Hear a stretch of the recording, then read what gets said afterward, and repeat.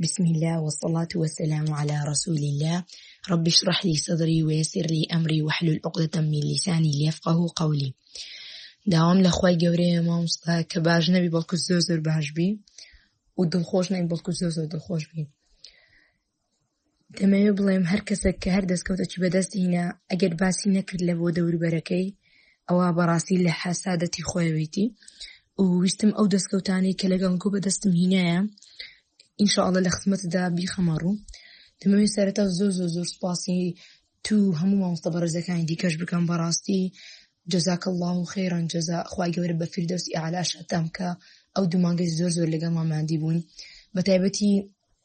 بەتایبەتی ئەتو مامۆستا عەتای بەڕێز، چونکە هەموو جاران لەوانەکانی تو چاوەڕێ ئەو بم کە شتێک لە خۆم بگۆڕم، کە شتێکی نوێ فێر بم، کە شتێک فێر بم لە کاتێک کە بەخۆم لە دوی گەڕام ئەوها بە ئاسانی بەدەستم نەکەتی. هەتا ئێستا چەند ساڵ بووە لە دوو شتێکی گەڕابم و ئەمن زۆر دەستکەوتم لەگەڵ ئەو پرۆگرامی بەدەست هێنایە جیا لە ڕووی مێشک و یادگەوە. بەڕاستی گۆڕانکاریی زۆر گەورەی لە ژیانی من کردیە، چ لە ڕووی خەوەوە، چ لە ڕووی خواردنەوە، چ لە ڕووی شێوازی بیرکردنەوە کە ئەوە بەڕێ من لە هەمووی گرنگتر بوو لە بۆ من، چونکە ئەم پێشتر بەنوعک بیرم دەکردەوە مەسەلەن لەبەرکردنی قورئان سبحان الله سەرم سەخت بوو، یعنی وەکو برێ ترسم لەوەی هەبوو کە بچم تاقیش بکەمەوە، چونکە مەسەلەن بە 5 دقەی 2 دێرم لەبەر دەکرد دەترسام زۆر لە بیرم بستەوە، یعنی سیقم بە یادگەی خۆم نەبوو، نەمدەزانی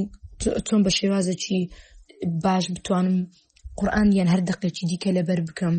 زۆر گومانم لە یادگەی خۆم هەبوو بەڕاستی، و خواردنیشم خراپ بوو، خەوشتم ناڕێک بوو. یعنی الحەمدوللیلا لەگەڵ ئەو پرۆگرامی چالاکردنەوەی مێشک و یادگا گۆڕانکاری لە عەقڵێتم دروست بوو، یعنی بە شێوازێکی دی فکرم کردەوە، زانیم کە خەتایەکە لە مێشکم نییە، ئەو خەتایەکە لە خۆمم کەواکو مێشک خۆم بەکار هیناوە، یعنی هەتا ئێستا بە شێوازێک بەکارم هیناوە، زۆرە خواردنێکم داوەت، یعنی بە شێوازێک نووسمە لێک خەتایەکانم گەڕاندەوە سەر خۆم،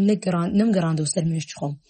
یعنی یەک لەو شتانە کەوەی لێکردم عەقڵێتم بوەڕم دەربارەی هەڵسوکەوتەکانم، دەربارەی بیر و بۆچوونەکانم، یعنی زۆر نازانم بە شێوازێک باسی بکەم. و لە بۆ بابەتی خەو، یعنی خەوم زۆر ناڕێک و خراپ بوو، بەس الحەمدوللا کە باسی خەوت لۆما کرد و باسی کاریگەریەکان لەسەر مێشک کرد و زەیتی مێشکشم هەر لە لای بەڕێستان داوا کرد، الحەمدوللا خەوم زۆر ڕێک و باش بووە و بوونی دەرئەنجامیش هەتا ئێستا لەوانەیە لە مێشکی خۆم دامنابی نەگەشتم بە دەرئەنجامی دڵخوازی خۆم، بەس کە فکر دەکەمەوە کە سەرەتا بەشداری ئەو پرۆگرام کرد لە ماوەی 3 دقە دەمتوانی 33 ژمارە لەبەر بکەم تقریبا، ئەویش بە لە بیرچوونەوە طبعا، بەس ئێستا الحەمدوللا لە ماوەی دقەک دەتوانم 40 ژمارەی بە ئاسانی لەبەر بکەم، یعنی هەندێک جار دەگاتە 50 ژمارەش، و لە پاشان بەبیرم دەمینێتەوە هەتا ماوەکەی، یعنی لێ دەزانم ئیسفادەی باشم لێ کردیە. ئەگەر دەرەنجامەکانیشم بەدڵی خۆم نەوبی ئەوە دەیگەڕێنمەوە سەر خەتایەکەی، دەگەڕێنمەوە سەر خۆم، چونکە لەوانەیە ماوەک ڕاهێنانم نەکردبی لەبەر ئەوەی ڕووداوەک ڕوویدایە نەمتوانیە ڕاهێنان بکەم، مەسەلەن بۆ ماوەی هەفتەیان هەر ماوەکی ئەوها هەر چەندە ڕێژم پێ نەدایە ئەو ڕاهێنان زۆر بەردەوام بی، یانیش لە چەندێتی چۆنێتی کە ڕاهێنانم کردیە بە بیرم لەوەی نەکردیتەوە کەوا چۆنیەتی باشترکردنی ڕاهێنانەکەم بکەم، بەس بیرم لەسەوە بۆ کە ڕاهێنان بکەم. بەس الحەمدوللا دەستکەوتی زۆر باشم لەگەڵ ئەنگۆ بەدەست هینەیە. بەڕاستی لێستا خەمی تەوابوونی کورسەکەمە، ئەو شەکۆتا وانەی مامۆستا سیدیقما هەبوو، بەڕاستی دڵمان زۆر پڕ بوو، زۆرمان پێ ناخۆش بوو، و لەو ڕۆژانەش کۆتاوانەی تومان دەبی نازم چ هەستێکم دەبی، یعنی ئەگەر ئەو کۆرسە تەواوی و ئەمە لەنگۆدا ببڕین زۆر شتی باشتان لێ فێر بووینە، یعنی الحەمدوللا زۆر معجیبم بەنگۆ کەوا دەتوان ئەوها باش کۆنتڕۆڵی ژیانی خۆتان بکەن و سۆشیال میدیای کەم بەکاربین و